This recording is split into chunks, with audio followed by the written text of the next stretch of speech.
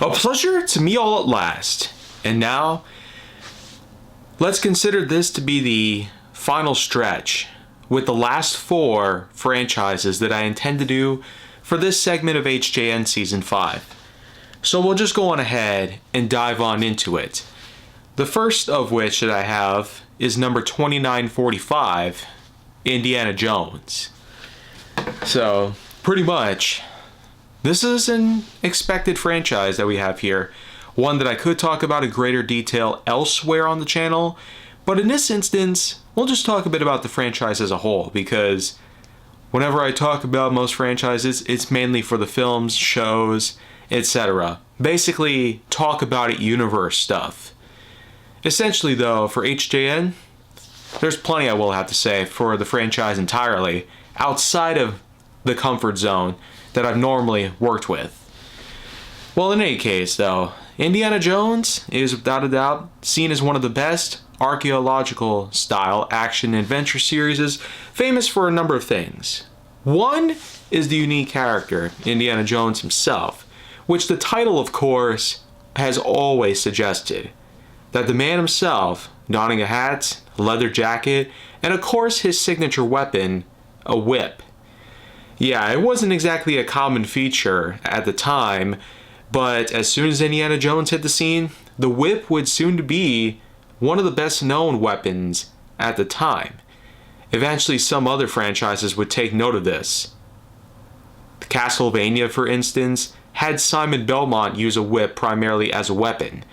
And there would of course be other franchises.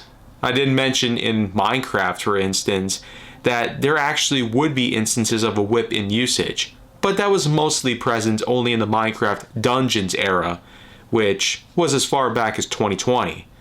Made into a popular overhead-style arcade game, not actually just featured in arcades, but mainly as an actual game for the PlayStation Store, Xbox, etc. Other things about Indiana Jones that made him unique was that it was, of course, a unique battle against a number of real-life adversaries. You had certain locals, natives of various tribes, whom of course weren't very welcome of him, not even with open arms. He has of course certain allies and connections he's made throughout the world over the years, as he of course studies a lot of history.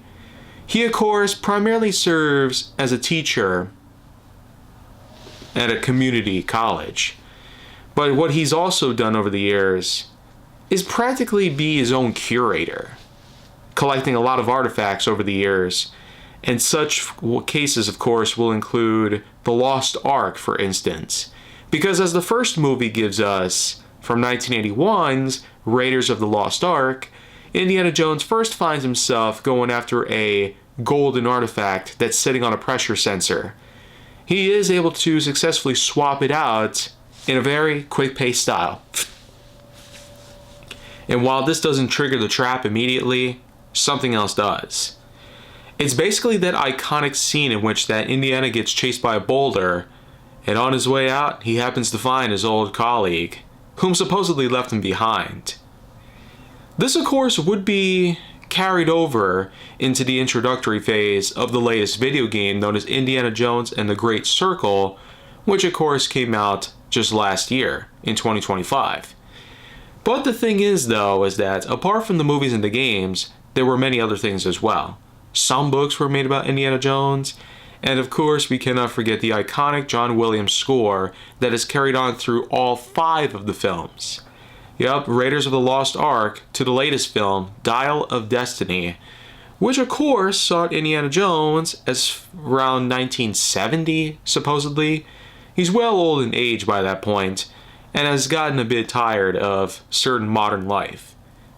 He ends up going out one last time to find another artifact, that of which was showcased in a certain prologue scene that showed him a lot younger, and supposedly at around the turn of World War II, of which that he himself would find a train complete with some information regarding a certain artifact called the Dial of Destiny. And by the end of the film, it was an infamous travel through time that led him to a certain point in history that the dial connected to. But as we know by now, while the writers initially wanted him to be left there, permanently closing the book on the franchise. Some quick rewriting apparently made him get slapped in the face and then brought back to the present, essentially opening the door to new sequels, sub-series, and whatnot. A possible spin-off had been talked about, but I haven't seen much about it. So, either way you look at it though, with all the unique stuff that's gone on, the fighting sequences, and the crazy action pieces they put together, with a lot of actors, a lot of characters, and a lot of source material to work with, you could say that Indiana Jones has been quite busy since the start of the 80s. And with apart from all the lore building that has been made, not just from the films themselves, but with other pieces of media as well, again, there are some games that do give us the idea of taking place within the movie's continuities or even afterwards. Some of which take place even after The Last Crusade, essentially not quite bookending the series as the title The Last Crusade even suggests. So at the end of the day, we could probably expect many more pieces to show up. The Great Circle, for instance, takes place in 1937.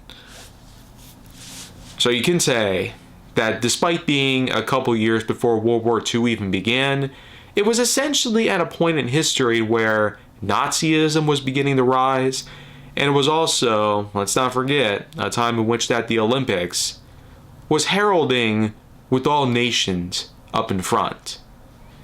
And there were supposed connections about Hitler and the Olympics, or basically sporting events in general, that by the mid-1930s grew to be so popular that it supposedly set his hate and the creation of the Nazi regime in general.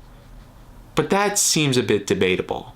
The whole reason about the Olympics is to bring all the nations together and compete in a bunch of fun sports. Even though I guess you can't impress everybody in that field. Either way though, it could be just a rumor. Connections between the Nazis and the Olympics. I mean, think about today. What if the similar thing were to happen with certain terrible people? Would there be another World War at hand? Who really knows? But I feel like I don't need to get off track here any more than I already have, so we'll just simply say that Indiana Jones has built up so much lore and so much mileage over the years that it just seems we might get even more stuff as time goes on. The Great Circle was a fantastic game. I especially loved how it was mostly in a first-person perspective, which at least allowed for the usage of the whip, fists, guns, etc. to be made at an effective value. Though I feel like a third-person view would have helped. And not only would have centered on Indy himself, but it also would have given us a good perspective of what he's like on all angles. Other than that though, this is one big franchise. Even after 45 long years, I'm sure to say we'll have plenty more worth talking about here. So in that sense, thank you guys for watching this piece. And as always, make sure to like, subscribe, comment, follow me wherever you can find me, and stay on the Hollywood side for more.